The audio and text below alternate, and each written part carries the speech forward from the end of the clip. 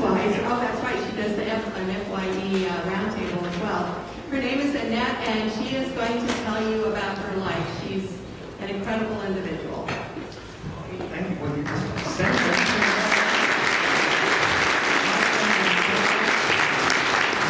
You said the whole thing. I'm an incredible individual. Class dismissed. Anyway, yeah, so this is the first time we've been in the cooperage, and when she told me it was in the cooperage, I thought she said cooperage. So I was asking people, "Can you tell me where the cooperage is?" And they were looking at the map really. From now on, Doug will always call it a cooperage. All right. So anyway, who I am is Annette, as she said, Annette Tobin, and I'm here because to talk to your human sexuality class because of my diverse life, and I'm transgender. I was born male, and in 1952, year of the dragon, and I've been dragging ever since.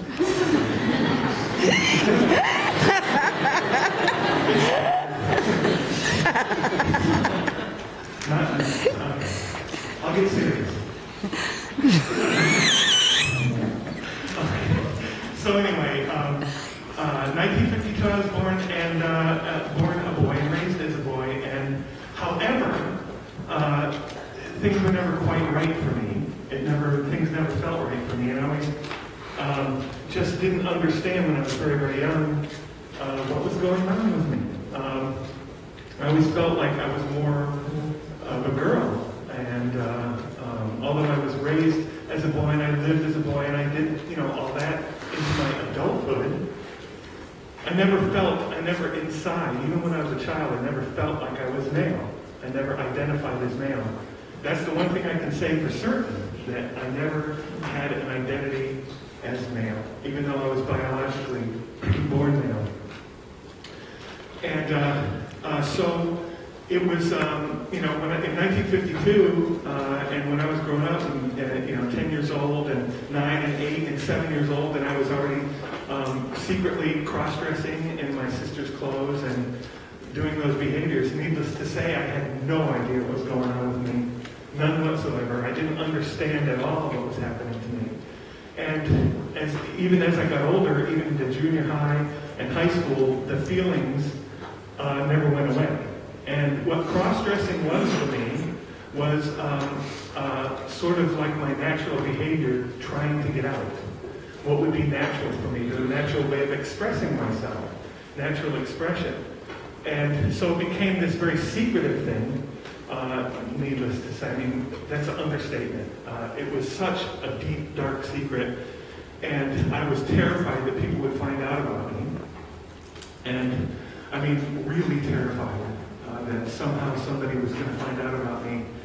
And in my cross-dressing episodes, I felt wonderful. And then there was always a time when I had to stop and take off my clothes and go back to being a boy, and, well, I had to go back to presenting myself as a boy. And then that was always depressing, and then also I felt a lot of shame.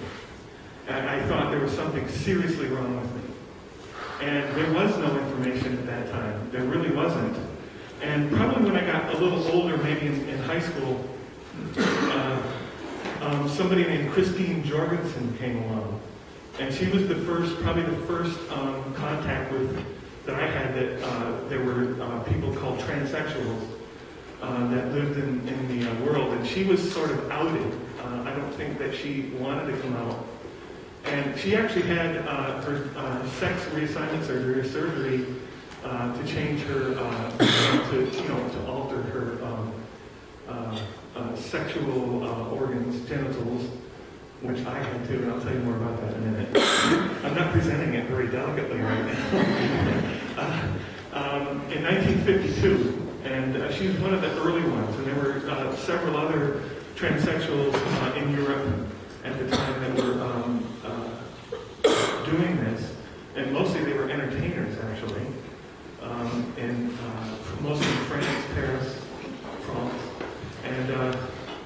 And so I gradually started to get some information, a little bit, like something else was going on, that I wasn't the only one. So for years and years and years and years, 14, 15 years of my life, I thought I was the only one that was doing this.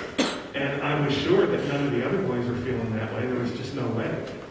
And so it was very difficult. There were, I could go through a long period of time where I wasn't, paying very much attention to it, like get me alone with my thoughts or going to bed at night, and all of it would come back. And I used to go to bed at night and wish I could wake up as a girl. I had all these fantasies that like I had magic powers, and I could change myself into a female anytime I wanted, or that somehow magically it would just happen overnight. And then I would go to sleep lamenting my fate. And I did that for many years into adulthood, actually, because I didn't think I could do it. I didn't think that, by the way, I brought pictures. Oh, good. And if we have 200, if we start now, and